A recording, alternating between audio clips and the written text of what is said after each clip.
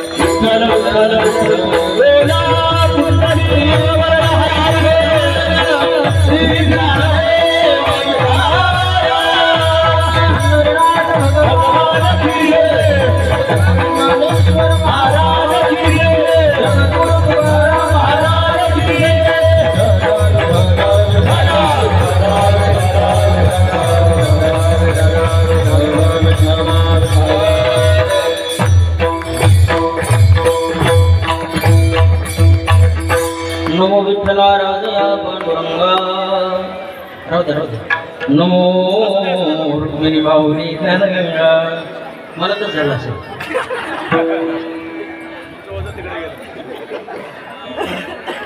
नमो पुंडलिका नमो चंद्रभागा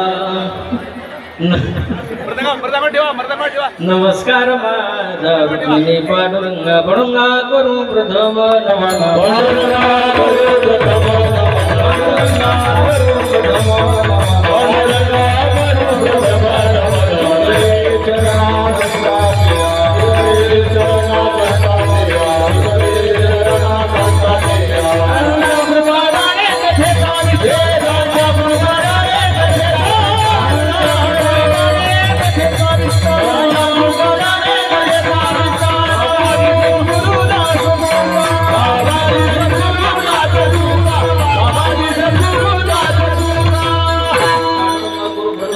दुसरे चरण संतांच्या त्यांच्या कृपादानी कधीचा विस्तारो बाबांनी सद्गुरुदास लोका सदा पंढरीनाथ पादाभ्रभुंगम निवृत्तीश्वरानुग्रहात प्राप्त तत्त्वं महेंद्रायणी तीरभूमो वसंतं समाधी समृद्धिं भजे ज्ञानदेवं नमो ज्ञानेश्वरा नमो ज्ञानेश्वरा नमो ज्ञानेश्वरा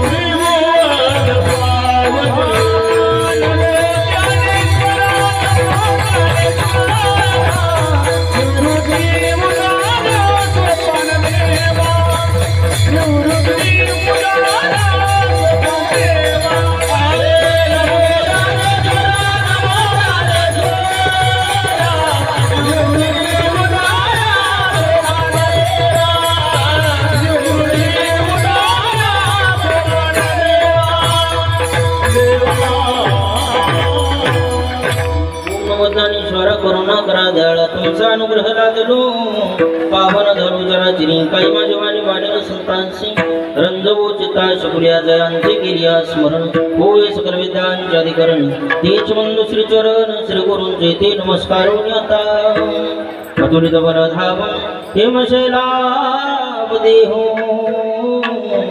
धनुजवन कृशानं ज्ञानी नामाग्रगण्यं सकल गुण निधान रघुपति प्रिया भक्त जातं नमामि नमो नमः गुरुवर्या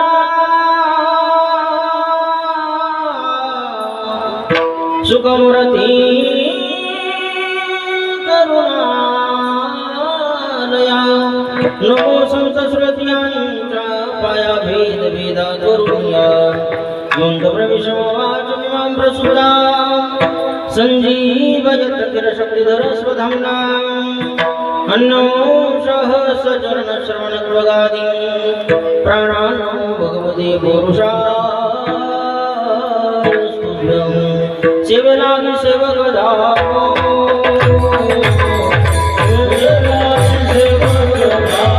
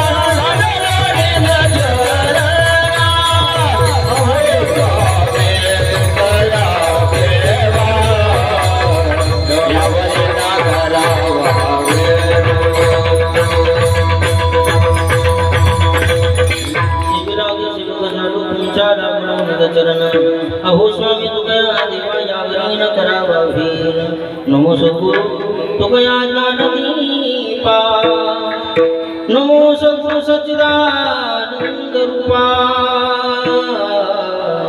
नमो सद्गुरु भक्त कल्याण मूर्ती नमो सद्गुरु भास्करा पूर्ण कीर्ती भुजे व्रजे कमंडल समस्त पाप खंडन सुभक्त चित्तरंजन सदैव नंद नंदन सुपिच गुच्छ मस्तक सुनादे मस्तक आनंद रंग सागर नमामि कृष्ण नागर ढाला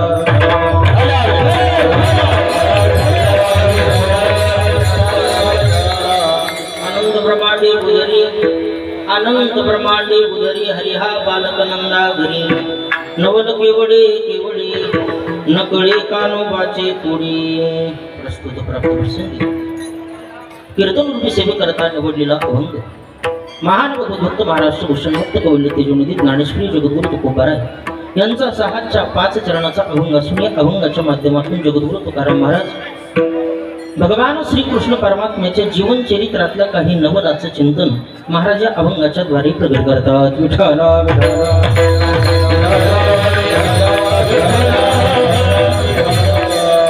सेवेला आरंभ करण्यापूर्वी थोडासा परिहार देण्यागताची तो म्हणजे असा आपल्या मौजे हैदराबाद श्रीराम कॉलनी जलपल्ली काटेदान भगवान श्रीकृष्ण राधाकृष्ण भजनी मंडळाच्या संयुक्त विद्यमाने भगवान राधाकृष्ण मंदिराच्या या पवित्र प्रांगणामध्ये वैराग्याचे महामेरू जगद्गुरु तुकोबाराय यांच्या त्रिशतकोत्तर अमृत महोत्सवाच्या निमित्तानं 375वा वैकुंठ गमन सोहळा तथा या सप्ताहाचा तपपूर्ती सोहळा या सप्ताहाला 12 वर्ष पूर्ण झालेली आहेत आणि या तपपूर्ती सोहळ्याचं औचित्य साधून भव्यदिव्य स्वरूपाच्या सप्ताहाचं आयोजन नियोजन या ठिकाणी आपल्या काटेदानमधल्या समस्त मंडळांनी या ठिकाणी श्रीराम कॉलनीतल्या केलेला आहे आणि त्या निमित्तानं आजची ही काल्याची कीर्तनाची सेवा माझ्या सद्भाग्यानं माझ्याकडे ज्यांनी सोपवली असे माझे परमस्नेही परमादरणीय परमार्थप्रेमी महाराष्ट्रातील सुप्रसिद्ध गायनाचार्य आमचे परमस्नेही परमादरणीय दत्ता महाराज कुंडलीकर त्याचप्रमाणे महाराष्ट्रातील सुप्रसिद्ध गायनाचार्य अगदी श्री हरिभक्तीपरायण आमचे परममित्र सोपान महाराज या दोघांच्या संयुक्त विद्यमाने ग्रामस्थ मंडळाच्या प्रेमास्तव मला मिळालेलं निमंत्रण. विठ्ठला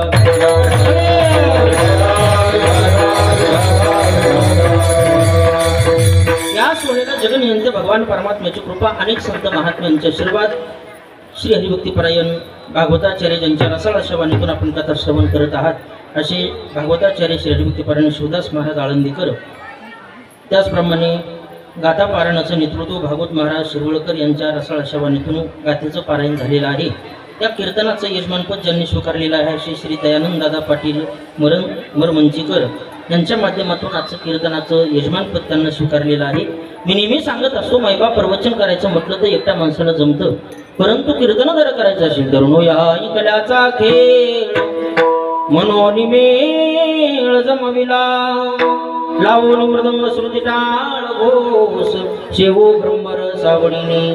ब्रह्मरसाचं जर सेवन करायचं असेल मैबाप तर सर्वांची साथसंगत लागत असते.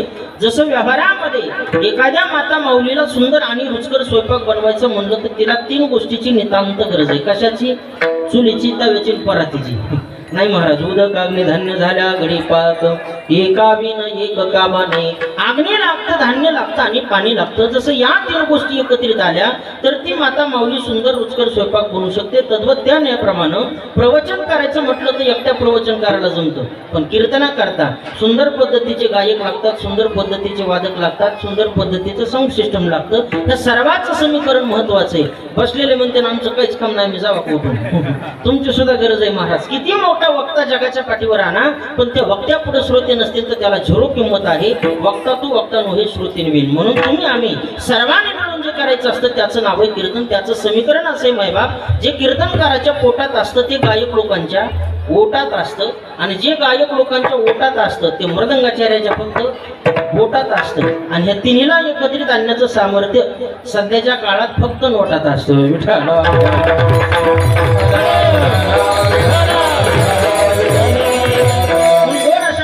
या भगवान श्री रामप्रभू कॉलनीच्या माध्यमातून सुंदर पद्धतीचा हा उत्सव या ठिकाणी साजरा केला जातो। या उत्सवातलं एवढं मोठं वैभव या ठिकाणी समापन्न झालेलं आहे। मला लईच बोझ झालं होतं महाराज, आता काय करावं। बरेच लोक म्हणतात महाराज तुमची उंची का वाढणार, आता रोजच ही वजा आपली उंची वाढन तरी कशी।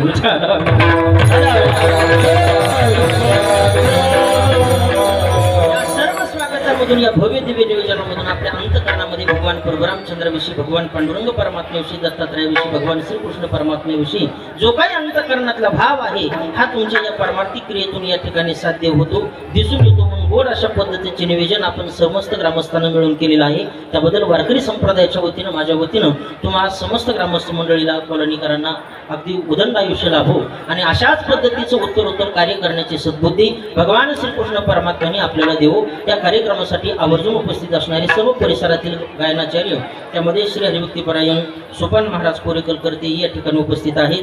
श्री हरिभक्तीपरायणचे परममित्र दत्ता महाराज कुंडलीकर, संतोष महाराज अंदेगावकर, देवदास महाराज आहेत। श्री हरिभक्तीपरायणचे परममित्र व्यंकट महाराज आहेत। उमाकांत महाराज, श्रीकांत महाराज पाटील तेही उपस्थित आहेत। मृदंग वाजवण्याकरता महाराष्ट्रातील नामवंत मृदंगाचार्य माझे परमश्री परममित्र अमोल महाराज पिडगावकर तेही उपस्थित आहेत। श्री हरिभक्तीपरायण लक्ष्मण महाराज हळगे तेही उपस्थित आहेत। माझ्यासोबत आलेले माझे जीवलक परमश्री परममित्र महाराष्ट्रातील नामवंत मृदंगाचार्य शिवशंभू वारकरी शिक्षण संस्थेचे संस्थापक आमचे परममित्र माऊली महाराज खोटे तेही या ठिकाणी उपस्थित आहेत।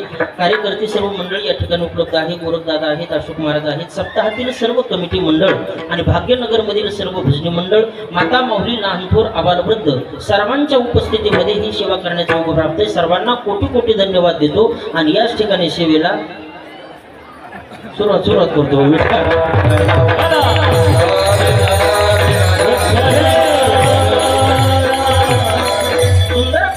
साऊंड सिस्टम आहे मायबाप, नेहमी सांगत असतो माणसाने माणसाची केलेली माती माणसाला तिसऱ्या दिवशी सावडायला येते, पण सिस्टमवाल्यानं कीर्तनकाराची केलेली माती कोणालाच सावडायला येत नाही। म्हणून माती होणं यासाठी चांगली नाती जोपासणारे गोड साऊंड सर्व्हिसवाले आहेत। तुम्हाला सुद्धा कोटी कोटी धन्यवाद। आवाज फक्त मोकळा द्या, नॉर्मल विको द्या।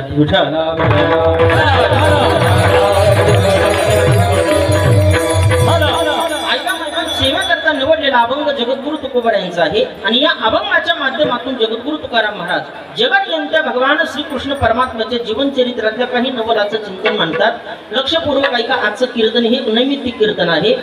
पहिल्या दिवसात कीर्तन म्हणलं की नामाचं महत्त्व प्रतिपादन करावं लागत असतं, जागराचं कीर्तन म्हणलं की देवाकडे मागणी मागावी लागत असते आणि काल्याचं कीर्तन म्हटलं की कालाच करावा लागतो, कालवा करून जमत नाही। म्हणून वारकरी संप्रदायाच्या दंडकानुसार आजचं हे काल्याचं कीर्तन आहे। का काला करावा लागतो त्याचं मार्मिक कारण असं आहे, जसं व्यवहारामध्ये कुठल्याही गोष्टीला पूर्णत्व नाही पण प्रपंचामध्ये पूर्णत्व नाही, परमार्थामध्ये पूर्णत्व आल्याशिवाय राहत नाही। बघा तुम्ही आता मंदिराचं काम आहे, मंदिराचं काम सुरू केल्याच्या नंतर माऊली ज्ञानोबा बोलतात पाया खाणलं म्हणजे मंदिर पूर्ण होत नाही, मंदिर बांधलं म्हणजे सुद्धा मंदिर पूर्ण होत नाही, मंदिराचं शिखर झालं म्हणजे सुद्धा मंदिर पूर्ण होत नाही। पण मंदिराच्या शिखरावरती ज्यावेळेस कळस स्थापना होते त्या दिवशी मंदिर अपूर्ण आहे असं कोणी म्हणू शकत नाही आणि जर कोणी म्हणलंच तर त्याच्या गोळ्या संपलेल्या असतील।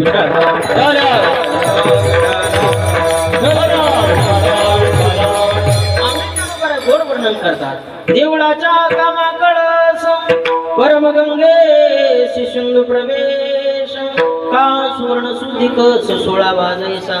माऊली ज्ञानोबा बोलतात सोन्याला 16वा कस लागला म्हणजे जसं सोनं शुद्धत्वाला प्राप्त होतं तसं कळस बसला म्हणजे त्या मंदिराला पूर्णत्व प्राप्त होतं। बरोबर आहे का नाही? कारण कळस हा मंदिराचा परिपूर्णतेचं द्योतक आहे। जरा कल्पना करा, व्यवहारामध्ये आपण सगळेजण संसार करतो, आपण आपल्या संसारासाठी राहण्याकरता घर बांधतो, बरोबर आहे का नाही? घर बांधल्याच्या नंतर घराचा पहिला मजला झाला बाबा, दुसऱ्या मजल्याचे कसं माणूस वरीच काढीत आहे, बरं दुसरा मजला भगवंताच्या कृपेनं झाला ग बसते का, तिसऱ्याची चाल काढून ठेवते, बरं तिसरा मजला पूर्ण झाला ग बसते का, चौथीची चाल वरी काढून ठेवते। अशी वर चाल काढण्याची चाल ह्याची जात नाही, हे वरी जाते पण ह्याची चाल वरी काढण्याची गरज जात नाही। मायबाप याचा अर्थ असा आहे संसार किती करा संसाराला पूर्णत्व नाही आणि परमार्थ थोडा जरी केला तरी त्याचा कळस निघाल्याशिवाय राहत नाही। म्हणून कळस हा वारकरी संप्रदायामध्ये परिपूर्णतेचं द्योतक आहे। त्या पद्धतीनं संत मात्र सांगतात काल्याचं कीर्तन हे त्या कार्याचं परिपूर्णत्वाला प्राप्त होत असतं। जसं 5 दिवसाचा सप्ताह असो 8 दिवसाचा असो महिन्याचा असो त्याची परिसंगता ही काल्याच्या कीर्तनानं केल्या जाते, म्हणून काला हा वारकरी संप्रदायामध्ये परिपूर्णतेचं द्वेतक समजल्या जातो, म्हणून काल्याचं कीर्तन आहे। बरं, काल्याचं कीर्तन सुद्धा पूर्ण कधी होतं? 3 प्रकारचं चरित्र भगवान श्रीकृष्ण परमात्म्याने केलं, गोकुळामध्ये केलं, वृंदावनामध्ये केलं, मथुरेमध्ये केलं, पण ह्या तिन्हीचाही विचार न करता चरित्र ते उच्चारावे केले देवे गोकुळे, जे गोकुळामध्ये भगवंताने चरित्र केलं त्याचं उच्चारण आपण या काल्याच्या कीर्तनात करायचं असतं, तरच त्याला पूर्णत्व होत असतं। जसं संत महात्मे बोलतात, गंगा आहे, यमुना आहे, चंद्रभागा आहे, गोदावरी आहे, इंद्रायणी आहे, ह्या नद्या आहेत, पण कुठपर्यंत?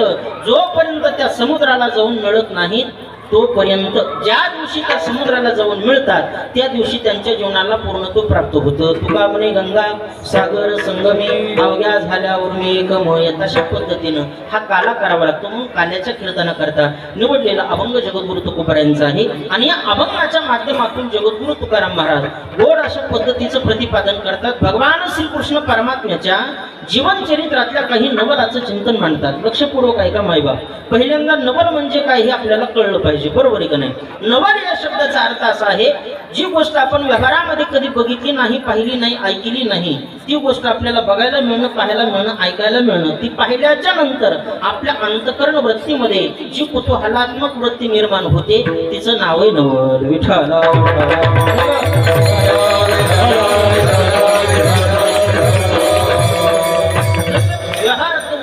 शेतकरी माणसं असतात, एखाद्या शेतकरी माणसाच्या घरी जर गाय असेल आणि त्या गायीनं जर एक वासरू दिलं, गाय जर व्याली आणि गायीनं जर एक वासरू दिलं तर त्याचं नवल नाही, सडनली गायला एक वासरू होतं, बरोबर आहे का नाही?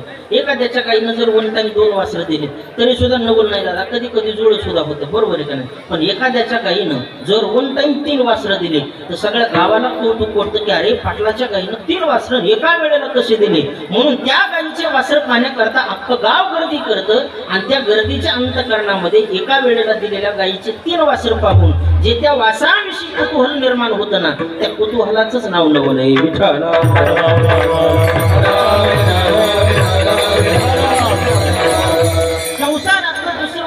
एखादा माणूस जर द्वित कर्म खेळून पत्ते खेळून जुगाराच्या पैशावर जर माणूस एखादा प्रॉपर्टी घालवत असेल, नवल नाही। राजे महाराजांचा पूर्व इतिहास तुम्ही तपासा, महाभारतामध्ये आपल्याला कथा बघायला मिळतात। राज्य लोकांचे द्वित कर्मामध्ये पणाला गेले महाराज, बरोबर आहे का नाही? अरबो रुपयाची प्रॉपर्टी लोकांनी पणाला लावली, त्यात नवल नाही। पण एखाद्या माणसाने जुगाराच्या पैशावर वन टाइम 1500 एकर जमीन घेऊन दाखवणं हे त्याच्यातलं नवल आहे।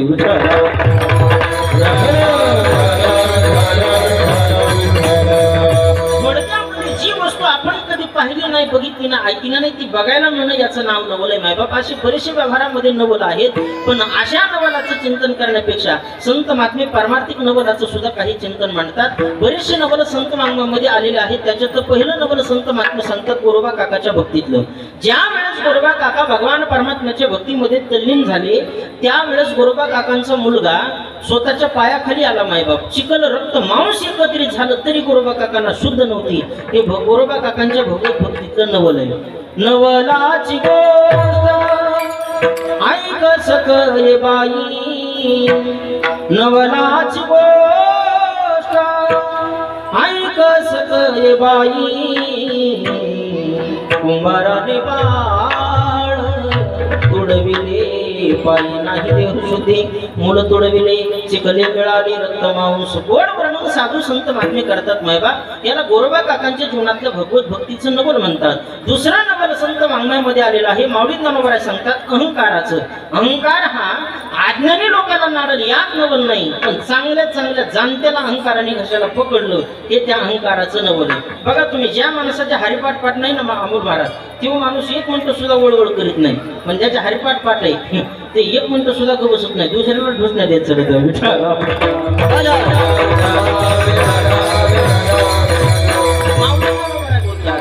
नवलंकाराची गोटी विशेषण ज्ञान पाठी, सज्ञानाचे झोंबे कंटिना ना संकटे नाचवी। गोड वर्णन माऊली ज्ञानोबा करतात, नवल अहंकाराची गोटी विशेषण लगे अज्ञानापाठी, सज्ञानाचे झोंबे कंटिना ना संकटे नाचवी, हे अहंकाराचं नवल आहे। दुसरं नवल माऊली ज्ञानोबा सांगतात भगवान श्रीकृष्ण परमात्म्याच्या प्रेमाचं आणि अर्जुनाच्या प्रेमाचं। किती प्रेम होतं ऐका, देखा नवलता प्रभूचे अद्भुत प्रेम भक्ताची जे साधत पण पार्थाचे करीतो असे या जगदीश्वराचे प्रेम येत दिसत असे रूप कैसे पार्थिव सर्वोत्तम पुण्य केले जे न संगेची विद्या वसुदेवासी जे न संगेची माते देवकीसी जे न संगेचे बंधू बळीभद्राशी ते गुह्य अर्जुनेशी बोलत जे गुह्य माझ्या भगवान परमात्म्याने अर्जुनाला सांगितलं नाही पित्याला पाठीवरती पाय देऊन आलेल्या भावाला सांगितलं नाही ते गुह्य भगवंताने अर्जुनाला सांगितलं इथे गुह्य तमाम शास्त्र मेदमुक्त मया नगर एतत् बुद्ध्वा बुद्धिमानशात कृतकृत्यस्य भारत ही भगवंताची किमया याचा अर्थ भगवंताचा आणि अर्जुनाचं प्रेम होतं महाराज पण कधी कधी देवाचं ओव्हर झालेलं प्रेम सुद्धा काही भक्ताला सहन होत नाही महाराज एक वेळेस काय झालं असेल भगवान श्रीकृष्ण परमात्मा रथामध्ये आरूढ होऊन गडगड गडगड पद्धतीचा रथ वाजत भगवंत श्वेतदीपाला जाऊ लागले एकटेच होते रथामध्ये अर्जुनाला वाटेमध्ये रथ भगवंताचा दिसला आणि अर्जुनानं भगवंताच्या रथाला थांबवलं भगवान थांबा कार्यक्रम नाही काहीच नाही मी बी मोकळाच आहे आणि एकट्यानं इकडे तिकडे जाण्यापेक्षा मला सोबत घेऊन चला ना आग्रह केला कुणी अर्जुनानं देवाला भगवान म्हणले ठीक आहे अर्जुना मी नेतो पण संघ नेलेले माणसं गपच राहतील याची शाश्वती सध्याच्या काळात देता येत नाही म्हणून मी शक्यतो संघ कोणाला नेत नाही माझा मीच एकटा जातो नाही देवा तुझ्या आज्ञेच्या पलीकडे जाणार नाही ज्या घरचा चहा पी म्हणशील तिथला चहा पिन जिथले पोहे खा म्हणशील तिथलेच पोहे खा तुझ्या मनावर जिथं बस म्हणशील तिथं बसतो देवा पण मला जी प्रतारणा करू नका असं बोलल्याबरोबर भगवान परमात्म्यानं अर्जुनाला रथामध्ये घेतलं आणि गडगड गडगड अशा पद्धतीचा रथाचा आवाज होत हा रथ श्वेतदीपामध्ये गेला श्वेतदीप असं गाव होतं मायबाप जसं आपण संत वाङ्मयामध्ये बोलतो ना वैष्णव निका संभ्रम निक्या वैष्णवांचं गाव म्हणजे श्वेतदीप आणि त्या श्वेतदीपामध्ये घराघरामध्ये तत्वचिंतन चालू होतं मायबाप प्रत्येकाच्या गळ्यामध्ये माळ होत्या हातामध्ये तुळशीची माळ गळ्यामध्ये माळ कपाळावरती गंध लावलेला आणि प्रत्येकाच्या मुखारविंदामध्ये भगवान श्रीकृष्ण परमात्म्याचं नामचिंतन सुरू होतं श्रीकृष्ण गोविंद हरे मुरारे हे नाथ नारायण वासुदेव हे नाथ नारायण वासुदेव हे नाथ नारायण वासुदेव श्रीकृष्ण गोविंद हरे मुरारे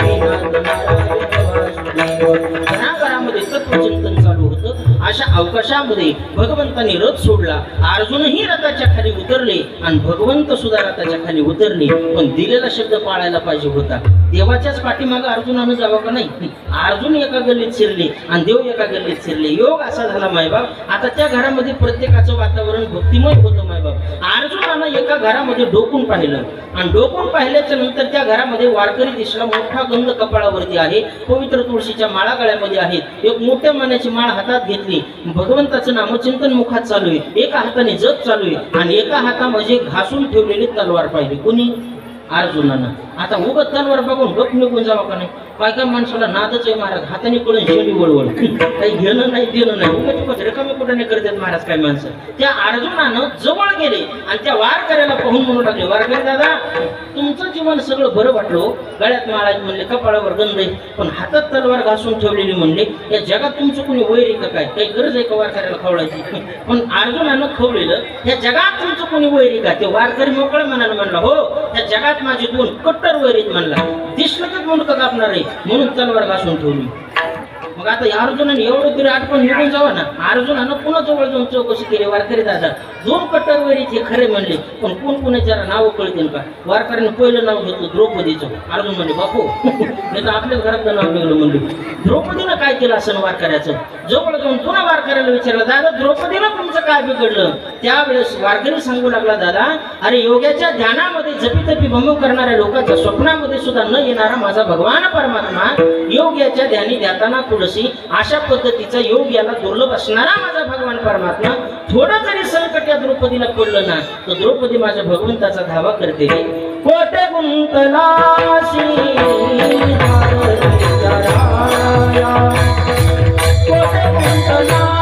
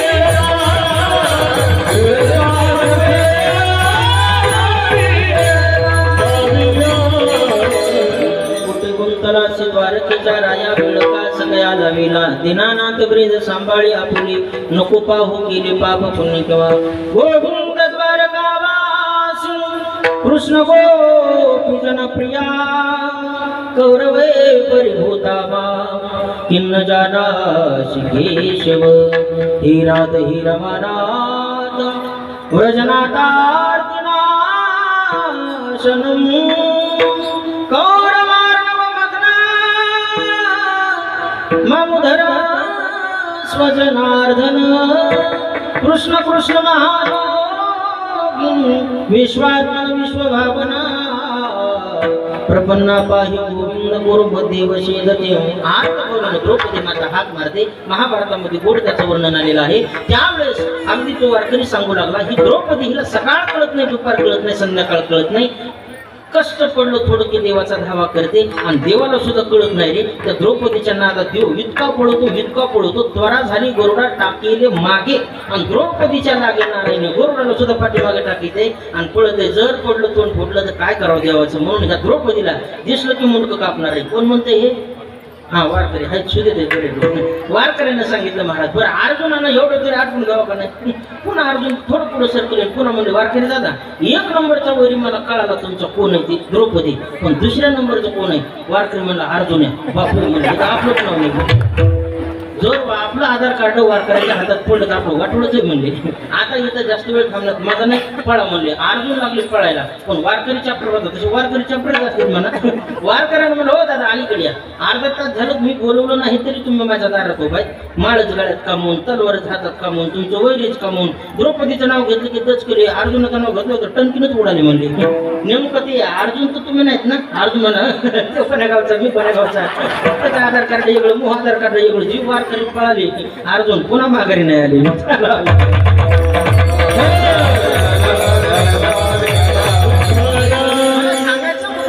महाराज एवढं परात्पराचं प्रेम माझ्या भगवान परमात्म्याचं आणि अर्जुनाचं होतं म्हणून महाराज म्हणतात देखा नवलता या प्रभूचे अद्भुत प्रेम भक्ताचे हे भगवंतांनी अर्जुनाच्या प्रेमातलं देवातलं नवल सांगितलं बरेचसे नवल असे संत वाङ्मयामध्ये आलेले आहेत त्याच्यातल्या काही नवलाचं चिंतन महाराज ज्या सेवेकरता निवडलेल्या अभंगामध्ये करतात त्यातलं भगवंताच्या जीवनातलं पहिलं नवल महाराज वर्णन करतात ते असं आनंद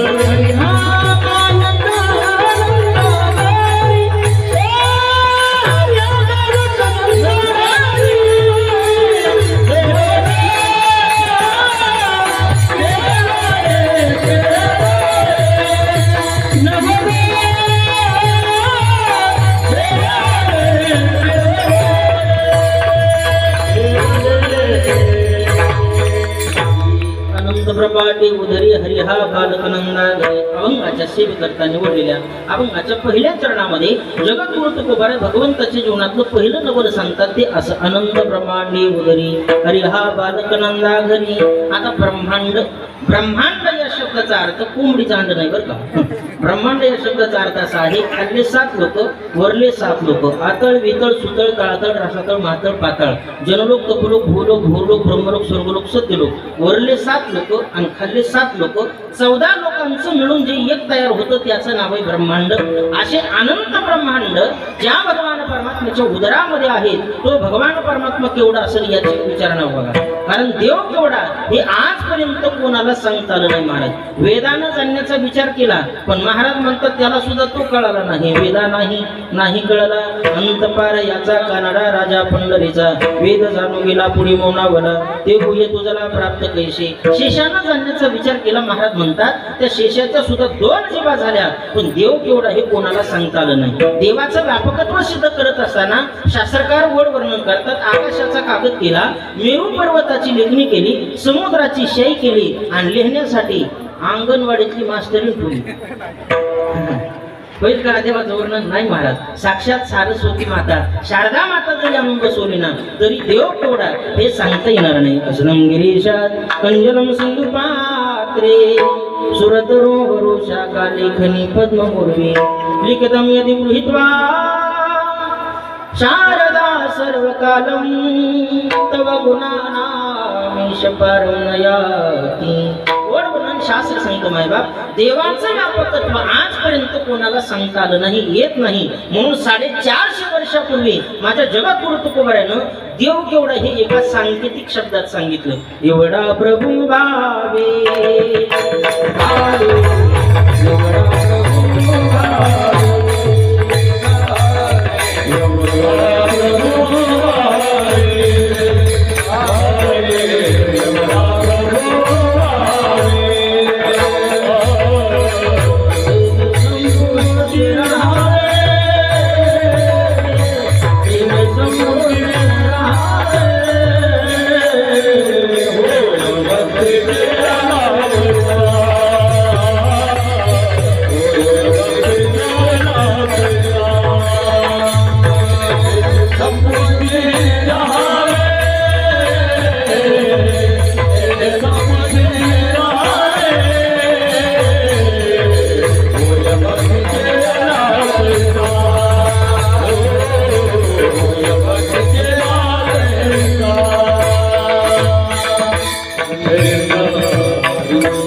प्रभू भावे तेने संभोष्टी राहावे. महाराज म्हणतात देव एवढा प्रभू.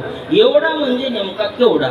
तर एवढा या शब्दाचा अर्थ इथं एवढाच घ्यायचा, सांगण्याच्या पलीकडचा. एवढा प्रभू भावे तेने संपुष्टी राहावे.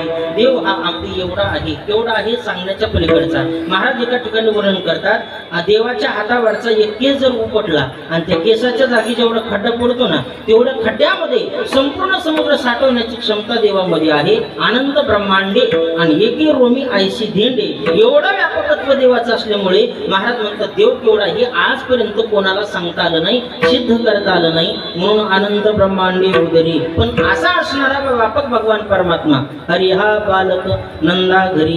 हरी हा बालक रूपानं नंद बाबाच्या घरी प्रगट झाले. आता देव नंद बाबाच्या घरी प्रगट झाल्याच्या नंतर देवाच्या रूपाचं आपण तरी काय वर्णन करावं महाराज. राजस सुकुमार मदनाचा पुतळा रवी शशिगळा लोकनिया. राजस सुकुमार मदनाचा पुतळा श्रीकृष्णाच्या सौंदर्यापुढी लक्ष्मी फुलवणी झाली वेळी. मदन पोटाले बापुडे तेथे कोणीकडे इंद्रचंद्र हरिणे माझे हरिणे चित्त भारवित विसरले. पाहिला नंदाचा नंदन ते निवेदिले म्हणून चित्त चोरीले नंदाच्या नंदने. महाराज म्हणतात त्या भगवंताच्या मुखारविंदाकडे बघितलं की पाहिली या वेद लावी आणि बैसे जीवी जडोनी. आता दृष्टी पुढे आयसा चितूर आहे जो मी तुझं पाहि पांडुरंगा. पुन्हा त्या देवाच्या रूपाकडे पाहू वाटतं. सावळे रूपडे चोरटे चिताचे. महाराज म्हणतात त्या रूपापासून बाजूला होऊ वाटत नाही. एवढं देवाचं साजरं गुजरं रूप आहे महाराज. देवाकडे बघितलं की बघतच राहा वाटतं. हे देवाचं रूप आहे. आपले लेकरं काय काय पाहावंच वाटत नाहीत महाराजांना. काय सांगा एखाद्या लेकराला एका गल्लीत पाहिलं ना दुसऱ्या गल्लीत पळून जावं वाटतं. इतकी विचित्र लेकर आहेत महाराज. मी एका गावात काल्याच्या कीर्तनाला गेलो. एक आजी मला म्हणली महाराज कीर्तन संपलं की आमच्या घरी दूध घ्यायला चला. आता दूध म्हणलं की आम्हाला सुधच राहत नाही ना. म्हणून असे झालो कारण बिचार लोक दूध पाहिजे ते दक्षिणा देतात हे भरतं का म्हणून कम सोडायचं दुरून महाराज मी कीर्तन झालं आजीच्या घरी आता जुन्या काळातलं बांधकाम होतं बघा त्या बांधकामाचा पुढे ओटा असतो आमच्याकडे त्या ओट्याला मिरगा सेन म्हणते तिकडे काय म्हणतात माहित नाही त्या मिरगा सणावर एक पोरग बसलेलं होतं महाराज व्यंकट महाराज ते पोरग असलं होतं हातपाय सनकडी होणी आणि ढेरी गाडी होणी एवढा मोठा पोटाचा नागारा गाडग्यासारखं तोंड वाटीत त्याचा काला धरलेला तो पोरग कुत्रा यायचं आणि त्या पोराचं तोंड चाटायचं आजी म्हणायचे नाऱ्या कुत्रा हान म्हणतो ज्या कुत्र सुद्धा हानीत नव्हतो 250-300 मासे त्या पोराच्या नाकावर घोंगात्यात 15 मिनिटं मलाच वेळ लागला नेमकं पोराच्या नाकात माशात का माशात पोराचं नाक आहे आगे मोळ बसल्यासारखंच मलाच राहवलं नाही महाराज मी जवळ गेलो म्हणून त्या आजीला मला न राहवल्यामुळे मी आजीला म्हणलं आजी पोरगं कोणाचं हो म्हातारी मला कौतुकाने म्हणते महाराज वाट्यावर बसलं ते का म्हणलो हो वाटीत दुधाचा काला खात ते का म्हणलो हो अजून मधून त्याच्या तोंडा माशा घोंगात ते का म्हणलो हो कुत्र तू अगं हो तीच ना म्हणलं सांग ना नेमकं कोणाचे तर म्हातारी मला म्हणते महाराज माझ्याच वाघाचा वाघ आहे की सवानी तो वाघाच्या वाघाला म्हणतो असलं इतकं खडखोटं वाघ असतो कुठं जाऊ म्हणलो वाघाच्या लमाट्या जातीत असं नाही एखाद्या जातीचं काय करायचं आपल्याला पण ते वाघ एवढा विचित्र निघाला महाराज त्या वाघाने माझ्याकडे पाहिलं कान टाव करले डोळे वटारले हात काढले मला कोण मला म्हणतो महाराज या म्हणलो बरं का आता आंधळीच्या वरतून भऱ्याच्या घरात नाट्यालाच काम झालं मी म्हणलं आजी पोरग हात कामून काढित मग ती महाराज ते तुम्हाला काढायला घ्या म्हणतो म्हणलं मी रोगडे आता तसलं पोरग काढायला घेऊन तू घ्यायचं मला नाही तुझं तरी वस पडायचं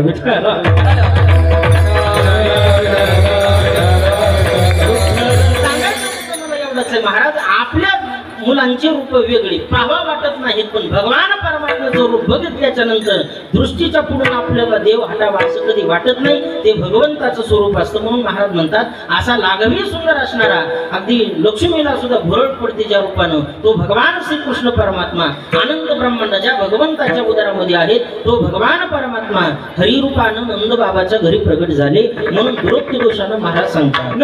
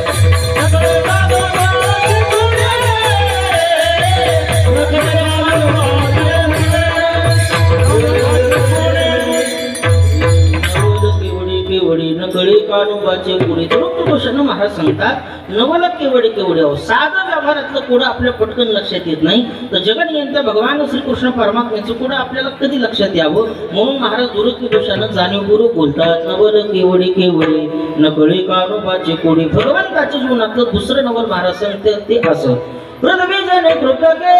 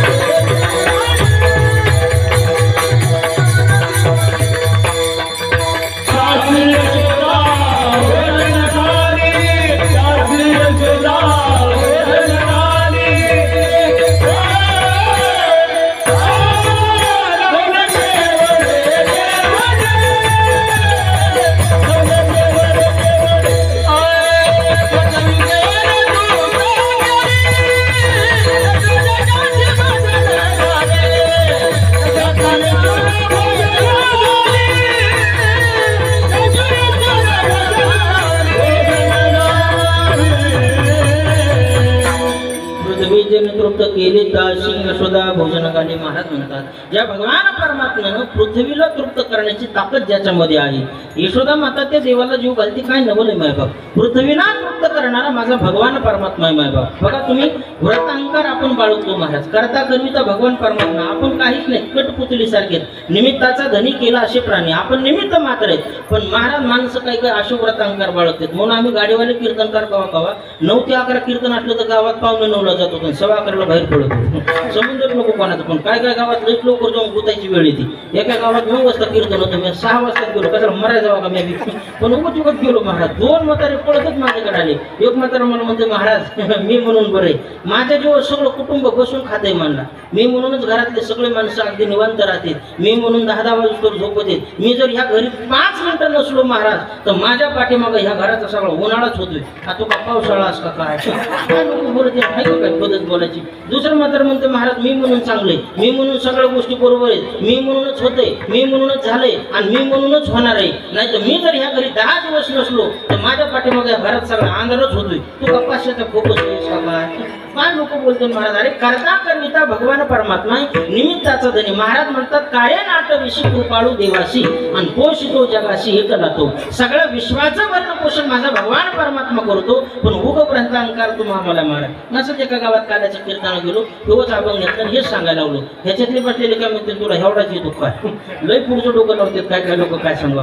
मी कीर्तनात सांगू लागलो, काळे नाट विशी कृपाळू देवाशी पोषितो जगाशी एकला तो. सगळ्या विश्वाचं भरण पोषण माझा भगवान परमात्मा करतो. हे माझं कीर्तनातलं वाक्य ऐकल्याबरोबर कीर्तनात बसलेल्या श्रोते मंडळापैकी एक मारवडी काका उठले. महाराज शेठजी येतो कोणी असले तर राग येऊ देऊ नका. मारवडी काका उठले, ते म्हणले, महाराज बंद करा तुमचं शास्त्र पुराण काही सांगू नका, देव सगळ्याला जीव घालतो हे तुमचं म्हणणं साफ चुकीचं. मी म्हणलं, शेठजी तसं नाही हो, सगळा माझा भगवान परमात्मा जग चालवतो, सगळं विश्वाचं भरण पोषण तो करतो. म्हणले, महाराज नाही, कष्ट आम्ही करतो, आम्ही आमच्या कष्टानं खातो, तुमचा देव काही खाऊ घालत नाही. आणि खरं महाराज, व्यवहार कसा करावा, व्यापार कसा करावा याची जर माणसाला शिकवण कोणाकडून घ्यायची असेल ना तर जगाच्या पाठीवर मारवडी काकाकडूनच घ्यावी महाराज. त्यांच्यासारखी नम्रता, त्यांच्यासारखी शिस्त आणि त्यांच्यासारखी सहनशीलता जगाच्या पाठीवर कोणाकडेच उपलब्ध होत नाही महाराज. माझ्या देखत एका शेठजीला एका माणसानं 100 शिव्या दिल्या, पण एकही शब्द शेठजी माघारी बोलले नाही. त्या शिव्या ऐकून माझंच रक्त गरम झालं माऊली महाराज.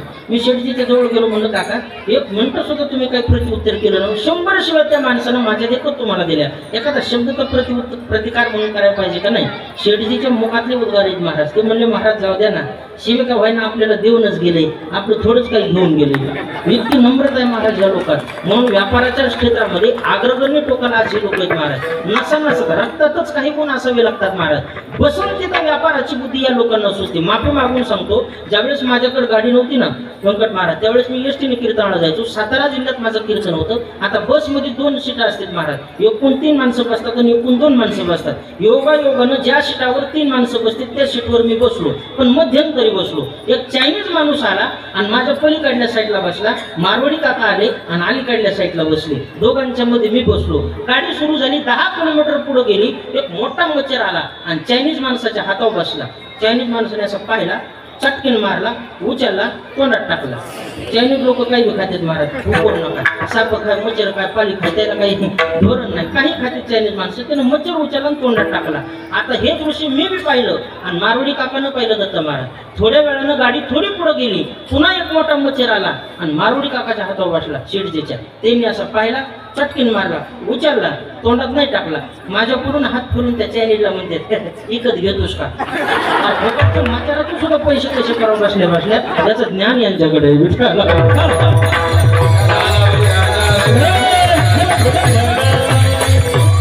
व्यापाराची बुद्धी महाराज रक्तातच लागते. बसून तिथं व्यवहार सुचतो या लोकांना. इतकी नम्रता, एवढी शिस्तबद्धता सोपी गोष्ट नाही. मारवडी काका मला म्हणजे, महाराज तुमचा देव जेव घालत नाही, आम्ही जेवतो. मी म्हणलं, काका तसं नाही, देव जेव घालतो. काकाने मला उत्तर दिलं, महाराज तुमचा देव मला कसं जीव घालतो तुम्ही पाहतोच.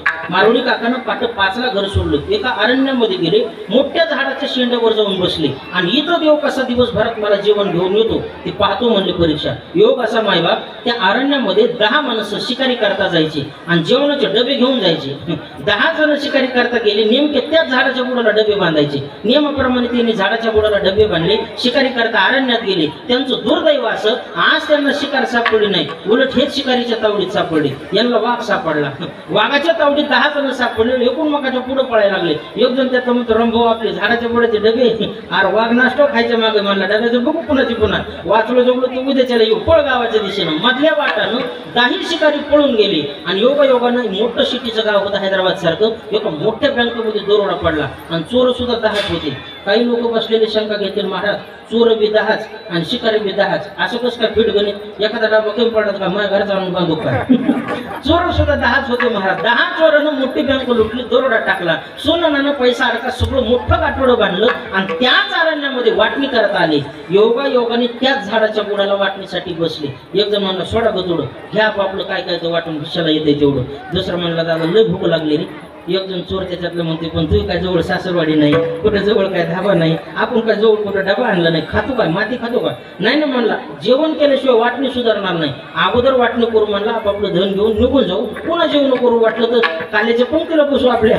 नाही ना म्हणे, ते जमणार नाही, पहिलं जेवायचं. दुसरा म्हणला, अरे पण जेवतो काय. त्या 10 चोरामध्ये असा एक चोर होता महाराज, बघत होता खाल्लं दिसत होतं वरलं, खाली पायचं वर दिसत, मोठ्याने आढळलं, ते सापडलं.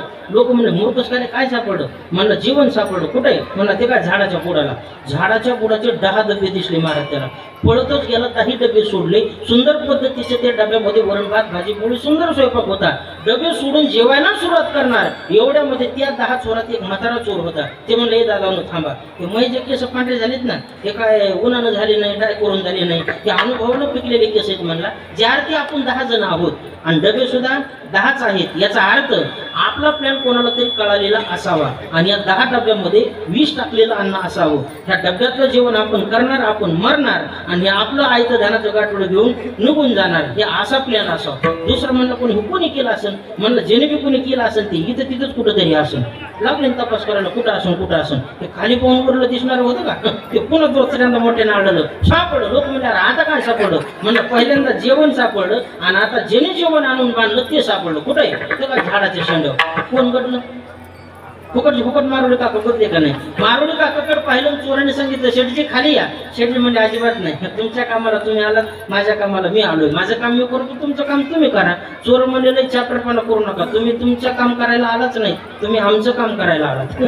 बरोबर तुम्ही आमचं काम करायला आलात, पहिलं खाली उतरा आणि याच्यातलं जेवण करा. मारुडी दादा म्हणले, दादा माझा उपवास आहे, खरंच माझा उपवास आहे, मला त्यातलं एक घास सुद्धा आणणं नको. चोर म्हणले, उपास नाही, तो हात तपासच काढायचं. म्हणलं, कोणा डब्यात काय टाकलं.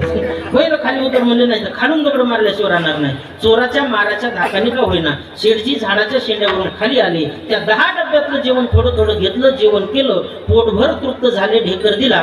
चोरही जेवले आणि तृप्त झाले. मग शेठजीच्या लक्षात आलं की अरे, रोज माझी पत्नी मला पाटावरती तुंप रोटी खाऊ घालत असते रांगोळ्या काढून, पण आज एवढ्या मोठ्या अरण्यामध्ये मी देवाची परीक्षा घेण्याकरता आलो. चोराच्या का धाका न होईना, माराच्या का धाका न होईना, पण त्या जगनियंत्या भगवान परमात्म्याने मला एवढ्या अरण्यात जीव घातलंच. याचा अर्थ असा आहे, माय बाप, पोषितो जगाशी एकला तो.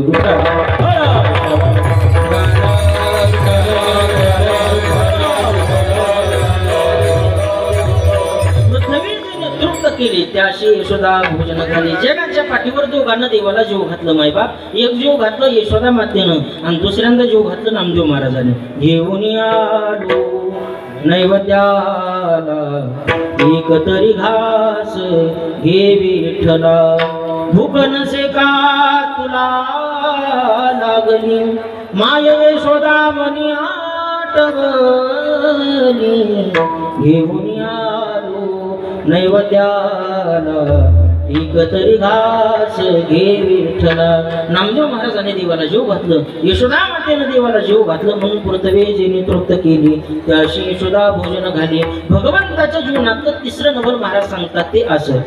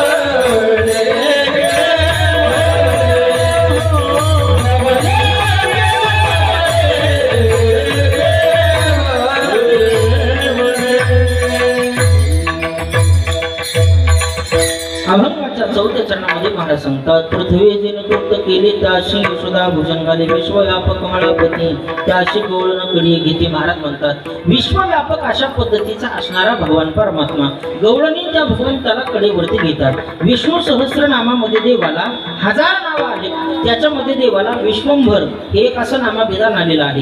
का देवाला विश्वंभर म्हणतात त्याचे 3 कारण संत वाङ्मयात आलेले आहेत. विश्वाचं भरण पोषण करतो म्हणून विश्वंभर, विश्वाच्या भावना जाणतो म्हणून विश्वंभर आणि विश्वामध्ये भरून उरला म्हणून एक विश्वंभर. हरिव्यापक प्रगट समाना भवशी प्रगट होई मे जाना. विश्वाचा व्यापक विश्वंभर साक्षी विठ्ठल जळीस्थळी भरला रिता ठाव नाही उरला तो नाही ऐसा ठाव उरला असे कवन जळीस्थळी काष्टी पाशाली सकळ आहे वनमाळे जेथे तेथे सर्वा घडी राम यादी एक सूर्यप्रकाश तसंच रश्मी. प्रत्येक ठिकाणी माझा भगवान परमात्मा आहे. महाराज म्हणतात जळीस्थळी काष्टी पाशानी सकळ सर्व ठिकाणी देव भरून उरला म्हणून विश्वंभर. विश्वाच्या भावना जाणतो न सांगता देवाला सगळं कळतं न सांगता तुम्हा तो येते अंतर विश्वे विश्वंभर परिहाराची न लगे न सांगता कळतं म्हणून विश्वंभर आणि विश्वाचं भरण पोषण करतो म्हणून एक विश्वंभर. असा विश्वव्यापक असणारा भगवान परमात्मा विश्वाचा व्यापक विश्वंभर साक्षी अशा पद्धतीचा तो देव आहे. पण महाराज म्हणतात गवळणी त्या भगवंताला कडेवर घेतात नवल का नाही आणि शेवटचं नवल भगवंताच्या जीवनातलं महाराज सांगतात ते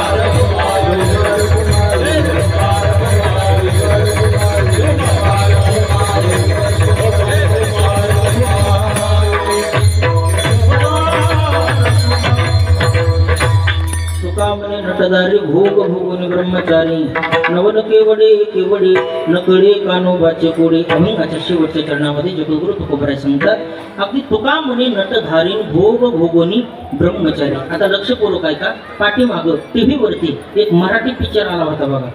काही लोक म्हणते महाराज पिक्चर पाहतात का. पिक्चर माणसाने जरूर बघत जावा पण पिक्चर मधलं जे घेण्यासारखे ते घेत जावा. ज्याची गरज नाही ते टाकून देतो. माणसं उलट करते ज्याची गरज नाही तिचे भरू आणतात आणि ज्याची गरज आहे ते तिथं विसरून येतात. असं करायचं नाही. त्या पिक्चरचं नाव होतं बघा बाळाचे बाप हा, याचा अर्थ पाहिला तुम्ही सुद्धा.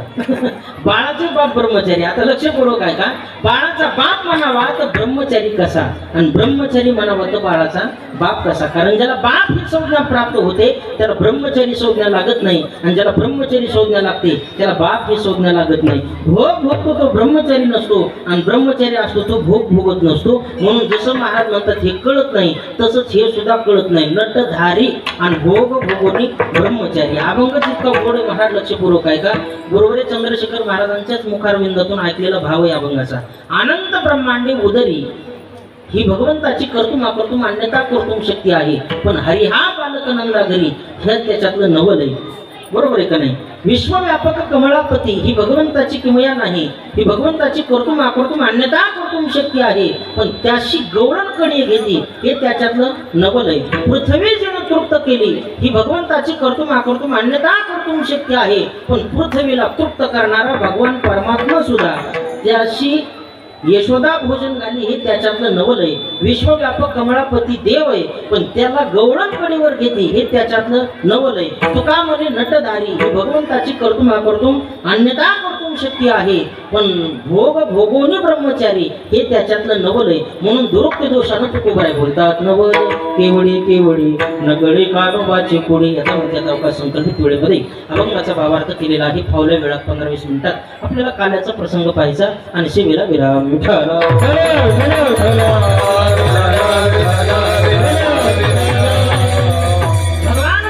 परमात्मा गीतेमध्ये अर्जुनाला बोलत असताना सांगतात की हे अर्जुना, ज्या ज्या वेळेस पृथ्वी तलावरती अधर्म मातला जातो त्या त्या वेळेस धर्माचं रक्षण करण्याकरता, अधर्माची अगदी या ठिकाणी अधर्मीय लोकांना त्रास देण्याकरता आणि धर्मीय लोकांचं संरक्षण करण्याकरता मी पृथ्वी तलावरती अवतार धारण करतो. यदा यदा हि धर्मस्य ग्लानिर्भवति भारत अभ्युत्थानं धर्मस्य तदात्मानं सृजाम्यहं परित्राणाय साधूनां विनाशाय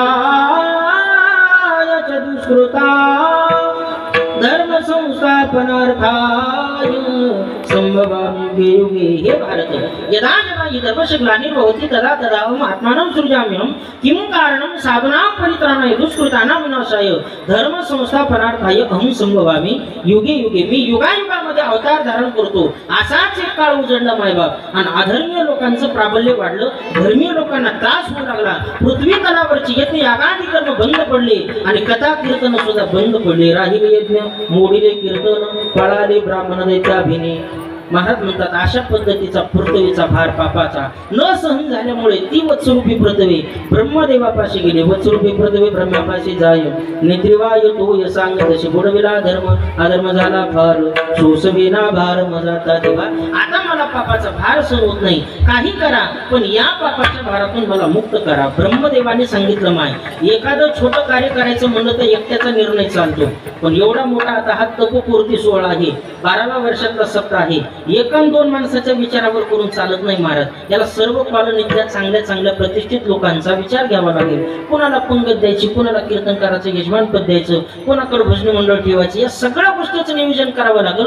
त्यावेळेस तपोपूर्तीचा सोहळा पार पडतो. बरोबर आहे का नाही. तसं मोठं कार्य करायचं म्हणलं का माझ्या एकट्याचं काम नाही माय, किमान 5 जण का होईना आपल्याला घेऊन देवाच्या दारात जावं लागेल. अशी ब्रह्मदेवाची वाणी ऐकल्याबरोबर पंच कमिटी तयार केली आणि सगळे मिळून भगवान शेषशाही भगवंताच्या दारामध्ये गेले आणि शेषावरती आरूढ असणारा भगवान परमात्म्याला विनंती करू लागले, हे भगवान श्री अनंता मधुसूदना पद्मनाभा नारायणा जगदापका जनार्दना आनंद घना अविनाशा सकळ देवादी देवा कृपाळू आजी केशवा महानंदा मानुभवा सदा शिवा सहज रूपा चक्रधरा विश्वंभरा गरुडध्वजा करुणाकरा सहस्रपादा सहस्रकरा क्षीरसागरा शेषशयना कमलनयना कमलापती कामिनी मोहना मदन मूर्ती भवतारका धरी त्या क्षिती वामन मूर्ती त्रिविक्रमा आगाई सगुणा निर्गुणा जगजनी त्या जग जीवना इथून पुढं वसुदेव देवकी नंदना बाळरांगणा बाळकृष्ण देवा तुम्ही इथून पुढे वसुदेव देवकी नंदना व्हा बाळरांगणा व्हा बाळकृष्ण व्हा आणि आमच्या वाटेला आलेलं दुःख दूर करा असा विनंती वजा अर्ज भगवंताने सगळ्याचा मान्य केला गोपाळांना परत पाठवून दिलं आणि बरोबर श्रावण वद्य अष्टमीच्या दिवशी बुधवारी मध्यरात्री चंद्रवंशामध्ये कारागृहामध्ये भगवान श्रीकृष्ण परमात्म्याने अवतार धारण केला ती 8 वर्षाची मूर्ती आईने विनंती केली बाळा बाळ त्याला म्हणतात जे बाळान त्याच्या आत असतं तू तर बाळान त्याच्या बाहेर लोक बाळ कसं म्हणतील तुला छोटा हो आईच्या आग्रहास्तव भगवंताने छोटं स्वरूप धारण केलं आणि आपल्या पित्याला आज्ञा केली बाबा बस आता मला इथं ठेवू नका नंदाच्या घराला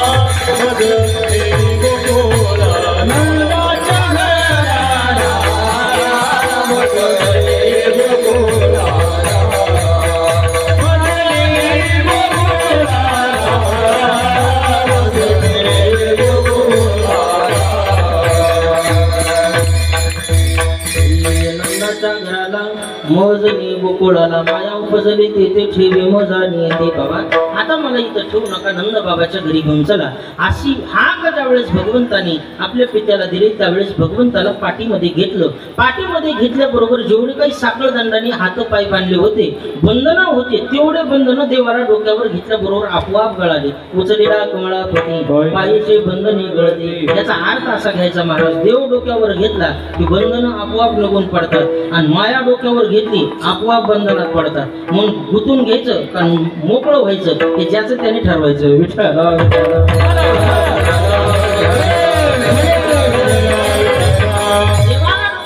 बरोबर बंधन आपोआप पडून पडली आणि मार्गक्रमणा करत असताना चालू लागली मायबाप जात असताना वाटेमध्ये यमुना मातेनं वाट अडवली एवढी अडवली महाराज अगोदर पाणी थोडं होतं पण थोडं थोडं पुराचं पाणी वाढत जाऊ लागलं गुडघ्याचं पाणी घोट्याचं पाणी गुडघ्यापर्यंत आलं गुडघ्याचं पाणी मांडीपर्यंत मांडीचं कमरेपर्यंत कमरेचं छातीपर्यंत छातीचं पाणी नरड्यापर्यंत आलं तेच पाणी नाकातोंडामध्ये जाण्याचा अवकाश एवढ्या अवकाशामध्ये भगवंताच्या लक्षात आलं आमच्या माजलगाव तालुक्यामध्ये दत्ता महाराज एक बाप माऱ्याचं मंगरूळ असं गावाचं नाव आहे बघा काय गावाचं नाव बाप माऱ्याचं मंगरूळ देवाच्या लक्षात आलं जर हे पाणी माझ्या वडिलाच्या नाकातोंडात गेलं आणि इथं जर बाबाचं बरं वाईट काही जर झालं तर बाप माऱ्याचं मंगरूळ शाखा नंबर 2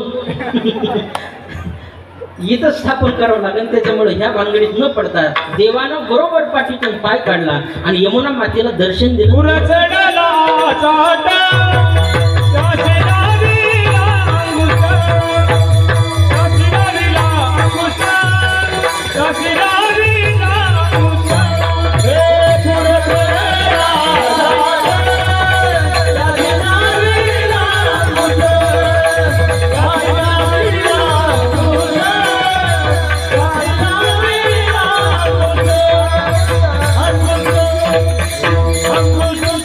पूर चढला अचाट त्याशी लावला अंगुष्ट. एवढा मोठा पूर आलेला होता मायबाप. पण पाठीतून पाय काढून माझ्या भगवंताने त्या यमुना मातेला दर्शन दिल्याबरोबर त्या यमुना मातेनं अशी वाट दिली. श्रीमद भागवतामध्ये त्याचं गोड वर्णन आहे. जसं पूर्वकालीन माता माऊल्या, माझ्याकडे बघा लक्षपूर्वक ऐका, जसं पूर्वकालीन माता माऊल्या केसाच्या असा मधोमध भांग पाडायच्या. जुन्या काळातल्या माता माऊल्याचं सांगतो बरं का. आताच्या बिचारायचा भांग कोण्या मार्ग कुठं झाला कीर्तनात कशाला सांगू. इतकं वाटलं झालंय महाराज या दोन गोष्टींनी जगाचं. फॅशन मध्ये माझ्या तरुणी बोडाल्या बहिणी आणि व्यसनामध्ये माझे तरुण बोडाले भाऊ. इतकी बिकट अवस्था झाली महाराज. व्यसन आणि फॅशन ही जगाला लागलेली फार मोठी कीड आहे. व्यसनामध्ये तरुण बोडाला आणि फॅशन मध्ये तरुणी बोडाले. एवढी फॅशन वाढली महाराज काय सांगावं, लक्षातच येईना माणसाच्या. काही कळायला मार्ग नाही महाराज. आपला सगळा बदल त्यांनी त्यांच्याकडून घेतलाय. आपली पॅन्ट त्या घालू शकतात, आपलं शर्ट त्या घालू शकतात, आपला गोगल त्या घालू शकतात, आपली टोपी त्या घालू शकतात. त्यांची साडी घालायची आहे का आपल्या धमक बघा एकाच सुद्धा नाही महाराज. पण ढेरी वाढली गेले तर काय सांगा. एवढा कुठं बदल असतो का. एवढी फॅशन वाढली महाराज, एवढी फॅशन वाढली. पूर्वीच्या काळामध्ये अंगावर फाटलेला कपडा घालणं हे नंबर 1 दारिद्र्याचं लक्षण समजलं जायचं. पण सध्याच्या काळात चांगल्या श्रीमंताचे पोरं महाराज 5-5, 10-10 हजाराची एक पॅन्ट असते. पण गुडघ्याव फाटलेली, मेचकीत फाटलेली. त्याला विचारलं दादा काय म्हणतो फॅशन, उंदरा भुजा कशाला तुला फॅशन असली काय कुठं म्हणतात महाराज काय सांगतात नाही. भांगाचे प्रकार सुधारा. पूर्वीचे भांग बघा किती व्यवस्थित असायचे. आता पाठीमागे एक मराठी भांग निघाला होता म्हणून महाराज. अर्धे केस इकडून अर्धे केस इकडून मदतच पागन. काय नाव त्या भांगाचं कोणतरी म्हणलं बघा तेरे नाम. हा तेरे नाम मेरे नाम. काय भांगाची पद्धत येत का काय. कुंकड संस्कृती चालली महाराज. मी सर्वांना हात जोडून पाया पडून नम्रतेची विनंती माता माऊल्यांना, माझ्या बहिणी नाही मायरा, अगदी कळकळची विनंती. परकीय संस्कृती आज जरी आपल्याला पाश्चात्य संस्कृती वापरत असताना बरं वाटत असेल पण तिचा धोका एक ना एक दिवस आपल्याला निश्चित आहे याची जाणीव अंतःकरणामध्ये ठेवा. आज जरी परकीय संस्कृती चमक धमक दिसत असेल, वापरण्याकरता बरी वाटत असेल, आपल्याला ती संस्कृती वापरण्यापासून समाधान होत असेल, पण ती संस्कृती काही मर्यादित कालावधीपुरतं आपल्याला समाधान देणारी पण आपलं जीवन सुखी करणारी संस्कृती नाही. म्हणून शास्त्र सांगतं धन्य ही भारतभूमी, धन्य यश परंपरा, भारतीय जन धन्य, धन्य यश संस्कृती. आपल्या भारत देशासारखे पवित्र ग्रंथ, पवित्र संत आणि पवित्र संस्कृती या जगाच्या पाठीवर कुठलीच नाही मायबाप. म्हणून जरी दुसऱ्याचं आज बरं वाटत असेल तरी वापरण्यात मजा नाही. माझ्या पदरचं बोलत नाही. माऊली ज्ञानोबाच्या दृष्टांतात लक्षपूर्वक आहे का. माऊली म्हणतात पाणी इकडे हैदराबादला कसं लिटर आहे, 20 रुपये लिटर, बरोबर आहे ना. आणि इकडं तूप कसं आहे, तुपाचा भाव मला माहिती नाही. रोज लोकांच्या घरचं खायचं इकत घेऊन घ्यायची माहितीच नाही. कसं लिटर, कसं किलो, 1000 रुपये किंवा 800 रुपये किलो. आता एक मिनिट आहे का, 800 रुपये किलोचं तूप भारी का 20 रुपये लिटरचं पाणी भारी. ज्याची किंमत भारी ती वजन बाद असतं ना, बरोबर आहे का नाही. 800 रुपये कुठं, 20 रुपये कुठं, बरोबर आहे का नाही. 800 रुपये किलोचं तूप भारी. आता एक मिनिट लक्ष द्या. जर माशाला राहायचं म्हणलं तर त्या माशानं 20 रुपये लिटरच्या पाण्यात राहिलं पाहिजे का एकदम भारी 800 रुपये किलोच्या तुपात राहिलं पाहिजे. 800 रुपये किलोच्या तुपात मरण दुपार असते. 800 रुपये किलोच्या तुपात राहिलं मरण दुपार असते. 800 रुपये किमतीचं जरी तूप असेल तर माऊली ज्ञानोबा बोलतात माशाला जिवंत राहण्याकरता 20 रुपये लिटरचंच पाणी उपयोगाचं आहे. तसं आज दुसरीची संस्कृती वापरताना बरी जरी वाटत असेल पण आपल्याला जर जिवंत राहायचं असेल, तुटकी मुटकी कशी असू द्या, आपली संस्कृतीच आपल्या कामाची. पाण्याहुनी बहुवे तुपी गुण किरा हे बरवे परी मीना काय होय असं नीत येतं. माऊली ज्ञानोबांची होईल. दुसरी ओवी लक्षपूर्वक आहे का. आता एवढी मोठी गर्दी इथं माता माऊलीची जमीन छोटा लेकर हातामध्ये धरून आणलेत कीर्तनाला. उगा एवढ्या गर्दीत एखाद्याचे लोक हुकून समजा कोणाचं, पण हुकून चुकून जर हुकलंच तर ते लोक आपल्या आईपेक्षा 10 पटीनं दुसऱ्या सुंदर स्त्रीपाशी जरी गेलं तरी त्याच्यासाठी काय फायदा आहे का. आपल्या आईपेक्षा एखादी अप्सरा जरी स्त्री त्याला मिळाली आई म्हणून तर चालेल का. नाही महाराज. महाराज म्हणतात त्याची जैशी तैशी माय बरी आणि मानिल्या त्या माना येरी. त्याची जन्मदात्री आई काळी असू द्या, लंगडी असू द्या, खोडी असू द्या, पांगडी असू द्या, त्याची आई त्याच्यासाठी महत्वाची. एरी जिया फराविया रम्या हुनी बरविया परी काय कराविया बाळके त्याने. एवढा बारकावा माऊली ज्ञानोबांचा मायबाप. म्हणून मला सांगायचा मुद्दा आहे दुसऱ्याची संस्कृती आपल्याला किती जरी बरी वाटत असेल तर तिचं अवलोकन माता माऊलीनं करू नका. आपली भारतीय संस्कृती ही आपल्यासाठी चांगली आहे सांगायचा मुद्दा. जसं स्त्री पूर्वकालीन स्त्रिया केसाच्या मधोमध भांग पाडायच्या तशी यमुना मातेनं वाट दिली आणि मग भगवंताला गोकुळ नगरीमध्ये नेण्यात आलं. गोकुळामध्ये गेल्याच्या नंतर त्या भगवंताचं प्राकट्य गोकुळामध्ये झालं आणि त्या गोकुळातल्या सुखाला पारावार राहिला नाही. गोकुळीच्या सुखा अंत पार नाही बेटा. बाळकृष्णानंदा घरी आनंदल्या नरणारी गुडिया तोरणी करती कथा गाती गाणे सदा नाम वाचे गाती प्रेमी आनंदी नाचती. नंदजी को पुत्र भयो जय कन्हैया लालकी. आनंद उत्सव साजरा झाला. पण वैरी या ठिकाणी वाढत आहे. छोट्यापणी वैऱ्याला मारलेलं बरं म्हणून याचा काटा काढण्याकरता काय करावं याची उपाययोजना कंस मामा करू लागली. त्यावेळेस कंसाने सांगितलं या प्रश्नाचा काटा काढण्याकरता मामळ भटाला पाठवलं पाहिजे. म्हणून मामळ भटाची योजना केली. मामळ भटाला पाठवण्यात आलं नाही. पाठवल्याबरोबर एवढी बिकट अवस्था त्या मामळ भटाची झाली. यशोदा मातेला जन्मपत्रिका सांगितली. दाखव तुझ्या मुलाचं जातक कर्म. खांद्यावरती गणित लावून सांगितलं यशोदे हे पोरग तुझ्या मुळावरती जन्माला आलेला आहे. तू काय कर 2 रोजकरी लाव आणि मोठा कमरेचा खाटा खान तुझं पोरग पुरून टाक तात्काळ. सावकर तरी ऐकरीन का हो. यशोदा माता म्हणली देवा असं जातक कर्म सांगू नका. आता गर्गाचार्य आले आणि माझ्या मुलाचं जातक कर्म त्यांनी चांगलं सांगितलं.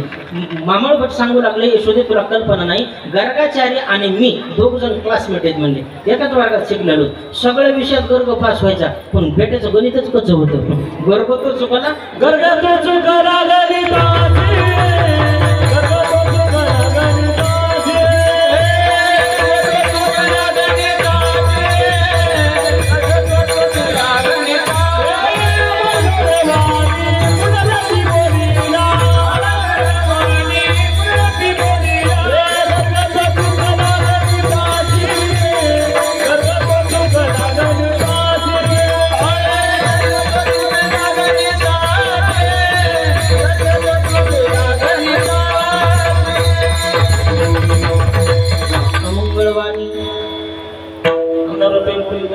अमंगळवाणी पुनरपी बोलीला. गर्ग तो चुकला गणित अशी महाराज म्हणतात. गर्गाचार्याचं गणित चुकलेलं आहे. अशी विचित्र अवस्था सांगितल्याबरोबर देवाना विचार केला मला मारण्याचा विचार करतो का मला पुरण्याचा विचार करतो का रे. सगळ्या जगाला पुरून उरणारा मी आहे. भगवंताने बसलेल्या पाटाला आज्ञा दिली. होता बैसकीचा पाठ तिने घेतला चाट जाणव तुटले पंचांग फाटले धोतर गळाले जिथं होते तिथं विठाला.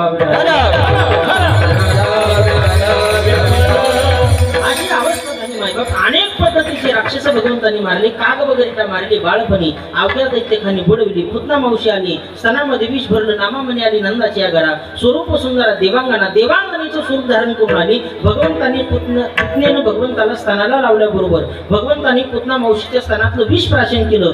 डोळे झाकले. का डोळे झाकले याच्या गर्ग संहितेमध्ये श्रीमद भागवतामध्ये 21 कारण आले. आता एवढे कारण एवढ्यात सांगायला परवडत नाही.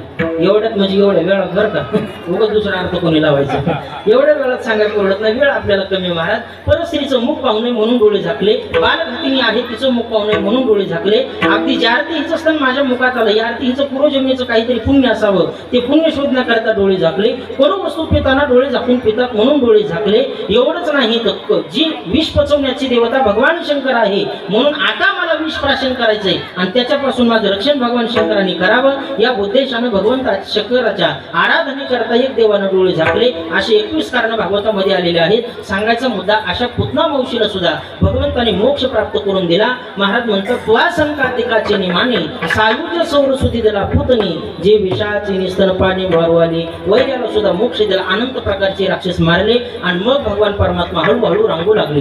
रांगू लागला अंगणी माता जावळाची विणी. कसा रांगू लागला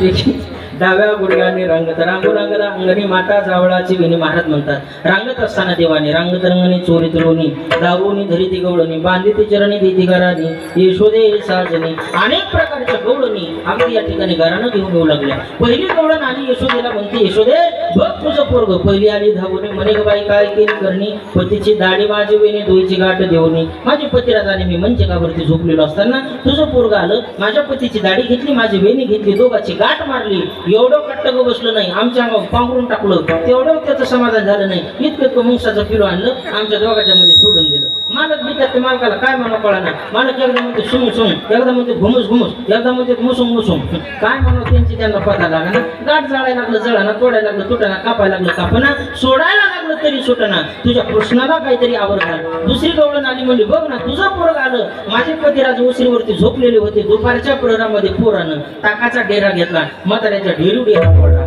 आपल्या कोरपळा दिवसात मात्र मोरगला असतं कोणाकडे पाहिजे होतं. यशोदे कृष्णाला आवर घाला. अनंत प्रकारच्या कराने गवळणी देऊ लागल्या. पण यशोदा माता सांगू लागली गवळणी नो तुम्ही किती जरी घराने करत असताल माझं पोरग तसं नाही हो. बाळ सगुण कोणाचे ताने बाळ दिसते गोजीर वारे काही सांगता घराने गोकुळच्या नारी तुम्ही लपून याचा भवरा हळ घेता शारंग धरा तुम्ही 12 घरच्या 12 गे गोकुळच्या नारी. गवळणी तुम्ही ढाल गजा आहात मला पक्क माहित आहे माझा पोरग खोड्या करणारा नाही. आणि जर खोड्या करणारा पोरग आहे असं जर तुमचं म्हणणं असेल तर माझ्या पोराला मला मुद्द्यासह पकडून दाखवा मग मी शिक्षा देते. असं म्हणल्याबरोबर एक गवळण पुढे आली महाराज. त्या गवळणीचं नाव होतं समिंद्रा. पक्की पाठ केली मी.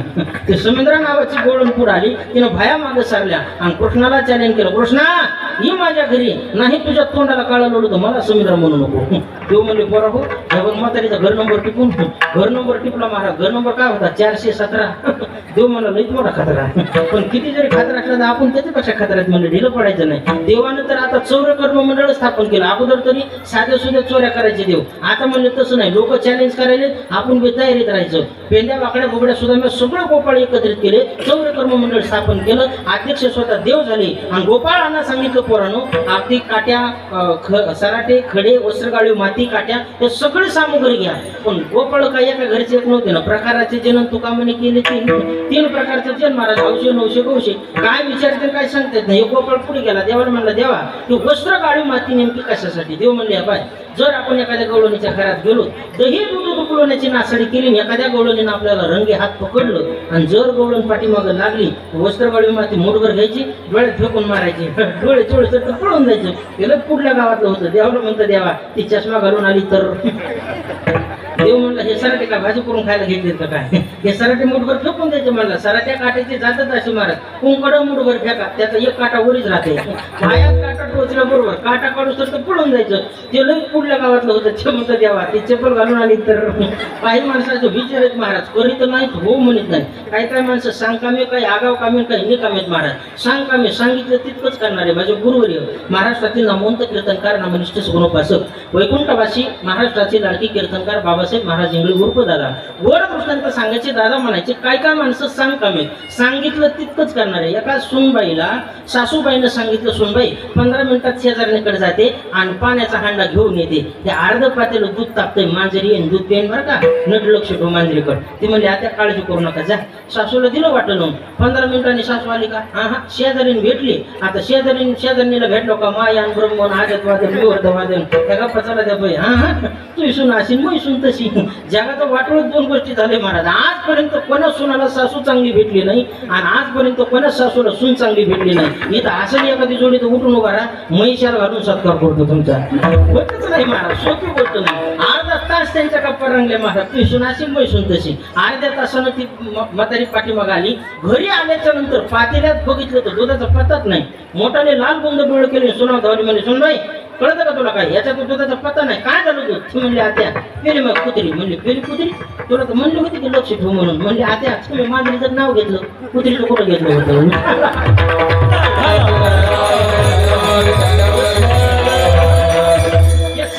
महाराज सांगितलं तितकंच करणारे काय काय माणसं नाही कमत. आता एखाद्याला म्हणलं ना कीर्तन सुरू करायची गडबड झाली, महाराज लोक त्या मंडळ वरल्या रूम मध्ये बसलेले, पुढे जाऊन तेवढं महाराजाला बोलून आणते. तिथं मंडपातच कसं करते ते तिथं नसले तर म्हणणार तिथं मी आता तिथं आलो नाही ना, मला तिथं कुत्रं आटलं तर म्हणलं कुत्रं नाही काहीच नाही ना, मला चावलं तर मग इथंच मर कसं कुठं नको हो म्हणायचं नाही आणि करायचं नाही. असे काय काय माणसं निकामेत आणि काय माणसं आगाव कामेत. अशा तिन्ही प्रकारचे लोक भगवंतांनी एकत्रित केले. बरोबर 12 वाजता योगमायेनं सगळे गोपाळ समीरा गवळणीच्या घरात अगदी लावले.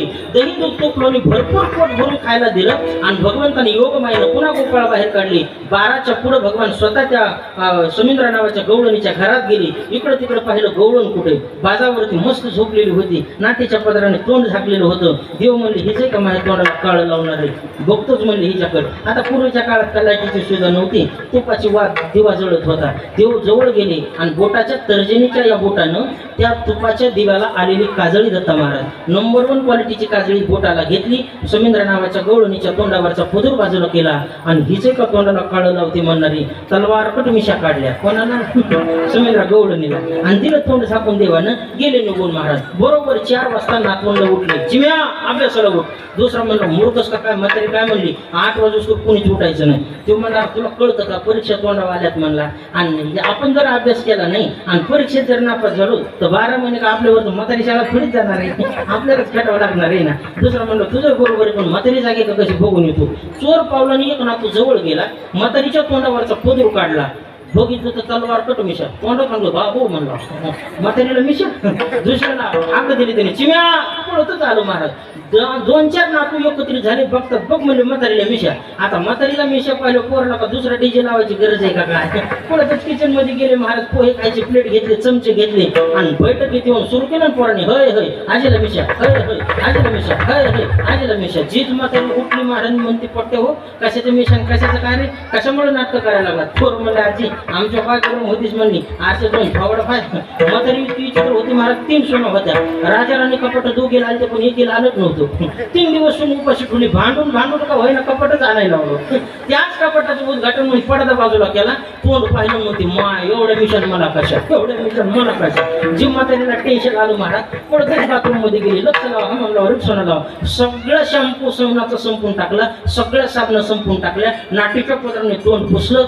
जवळ आली पोराच्या आणि पुन्हा पोराला म्हणते चिम्या गेला का माझ्या मिशा. चिम्या मला बाजी जशाला तशाच होय होय आजीला मिशा, होय होय आजीला मिशा. जीत म्हातारीला थंडी तापाला महाराज. म्हातारी म्हणले आता काय जगत नाही. नाटीच्या पत्राने तोंड झाकलं आणि घराच्या एका कोपऱ्यात जाऊन बसली मायबाप. म्हातारा 8 वाजता दुधाचे कॅनी घेऊन डवलं झालं. दिसून त्याला वजनात म्हणायचं राम राम राम राम. लोक म्हणायचे घरी जायचं हो काय काम झालं ते टाकतो. घरी आलो म्हातारा दुधाचे कॅन्ड ठेवले. पहिल्यांदा त्यानं घरातली निर्भय शांतता अनुभवली. कारण घरात आल्याबरोबर म्हातारी तरी म्हाताऱ्यावर धावायची, नाही तर सुना तरी म्हाताऱ्यावर धावायच्या. म्हातारा म्हणलं आज का मग रामनगर लागला का कुणीच माझ्या गाव धावून येईना म्हणला. पण बघितलं तर सोना त्याच्यात बायको त्याची. ते म्हणलं आपलंच घर आहे. जवळ गेलो म्हातारीच्या आणि म्हातारीला म्हणते होय तुमचं काही दुखतं का काय. म्हातारी म्हणते म्हातारा म्हणलं काही चिकनगुन्या मलेरिया डेंगूची लक्षणं. म्हातारी म्हणते म्हातारा म्हणलं काही नातवाचं तुमचं बिघडलं का काय. म्हातारी म्हणते पदरूच काढी ना बाजूला. म्हातारा म्हणलं सोनाचं तुमचं काही बिनसलं का काय. म्हातारी म्हणते म्हातारा म्हणलं मग आमचं काही चुकलं असेल. म्हातारी म्हणते म्हातारा म्हणलं तुझं काय म्हणू मोह काही चुकलं नाही, सुनाचं काही बिघडलं नाही, नाटकाचं तुझं काही झालं नाही, बरं तुझं काही दुखत नाही, कामाचं काम करायचं नाही म्हणून चुकारपणा करायचं म्हणून नाटकं करते काय म्हणला, तुझं काय म्हणून जी म्हाताऱ्यानं नाटीचा पदर धरला हिसका मारला. म्हाताऱ्यानं मिशा पाणून तोंड पांढरे डोळे करा बाबू एवढ्या मिशन राहतीत कशा, एवढ्या मिशन राहतीत कशा. म्हातारच तुमच्या म्हातारीला सुधारणा म्हाताऱ्याला वेळ लागला. म्हातारा म्हणलं लग्न होऊन एवढ्या वर्ष झाले मला इतक्या दाट मिशा अजून आल्या नाही, तुला एका रात्रीच त्या मिशा कशा, एवढ्या मिशन राहतीत कशा. काहीच वेळ लागा ना महाराज. शेवटी म्हातारी म्हणली की काही करा पण नंदाच्या पोराकडे जा. ते म्हणलं चला. कोणाला काही म्हणली होती का. हो कोणाला म्हणली होती नंदाच्या पोराला. काय म्हणली होती माझ्या घरी तोंडाला कळलं त्याचाच कार्यक्रम आहे म्हणलं. बरोबर म्हणला चल त्याच्या गल्लीत. म्हणजे असलं मिशा घेऊन तिकडं सगळं गाव हसून मला पाया पडतं तुमच्या, तुम्हीच कृष्णाला इकडे घेऊन या. म्हातारा म्हणलं काही अडचण नाही. म्हातारा गेलं महाराजांनी कृष्णाला विनंती केली भगवान काही करा पण माझ्या गल्लीत यावं लागतंय. भगवान म्हणले काय गल्लीचा नंबर. म्हणजे 417. देव म्हणला लईच मोठा खादरा. काय गल्लीतले का माणसं आहेत का काय म्हणले तुमचं टंगड मोडून लंगड करीन टंगड मोडून हातात देईन अशी कुठं भाषा असते का म्हणले. गल्ली सोडून दिली आपण येत नाही तिकडं. नाही ना म्हणजे देवा यावं लागेल तुला. देव म्हणले पण काम काय ते तर सांगा ना.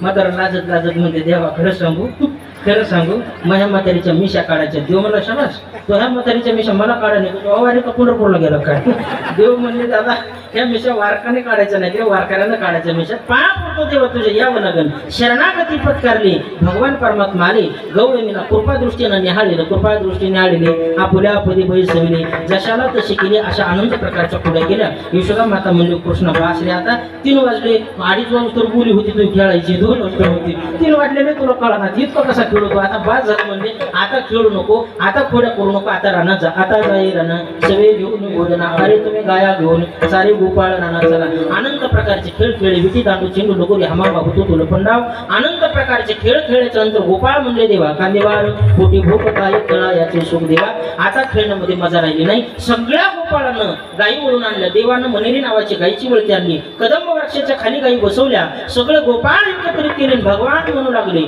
माझ्या हे तैश पाहि नाही तरी घरा जाय सोरोनिया नवनी तानावे तुको काय म्हणू लागले तुका म्हणे हरी माझे कोणी नाही घरी नका करू दोरी मज पाया वेगळा देवा मला तुमच्या पायाचं वेगळं करू नका सगळे गोपाळ एकत्रित केले हातावरती काला घेतला आणि भगवान परमात्मा काला वाटू लागले विवृद्धेयो शृंगवेद्रेच कुक्षे वामे पाशुम शृण कवलम तत्फलम नंगुलेशो तिष्ठन्मध्ये सुवर्ण सुरदो हासयन् नर्मभी स्वये स्वर्गे लोके विशती भुजो यज्ञ भुक्पाल केले अशा पद्धतीचा 3 प्रकारचा काला दहीलायाचा काला हरिनामाचा खचरी काला देवभक्ताचं ऐक्य अशा पद्धतीचा काला महाराज म्हणतात वैकुंठामध्ये सुद्धा दुर्लभ आहे तुका म्हणे काला वैकुंठे दुर्लभ विशेषः लाभ संत संगे कोणते संत ज्ञानेश्वर